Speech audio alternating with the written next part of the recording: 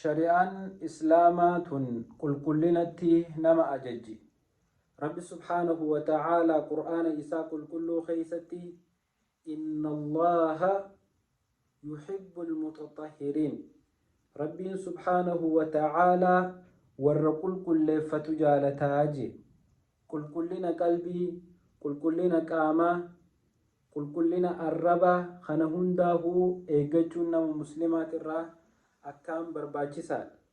أبليسخي أبليتيتي أما اللي إن الله جميل يحب الجمال جان ربي بريد هذا وان ببريد دود جالتا إن الله طيب لا يقبل إلا طيبا ربي سبحانه وتعالى قاري دا وان قاري ملينا مرة هنكيبلو جان تناف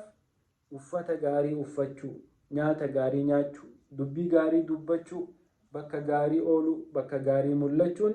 dalagaa nama islaamaati shari'aan islaamaa afaan keenya kana qulqulleeffachuutti nu ajajji rasuulli rabbii sallallahu alayhi wasallam osoon isinirratti jabaataa sodaachuu baadhe salaata hunda dura akka sawaakkattaniin isin ajajaan turee jan tanaaf afaan shawaakkachuun uffata ifii miiccachuun qaama ifii miiccachuun yeroo mana ficcaanii seenanii bahan sirritti qulqulleeffachuun xahaaraa eeggachuun dalagaa ibaadaan teenya ittiin guutamtu waan taateef namni qulqullina hin qabne ibaadaan isaa irraa hin qeebalamtu ibaadaan isaatiis hin jaalatamtu yaa obboleessa kiyya obboleettiitii warra rabbi subhaanahu wa ta'aalaa isaan jaalatu ta'uu ni feeta yoo warra rabbiin isaan jaalatu tahuu feete qulqulleeffadhu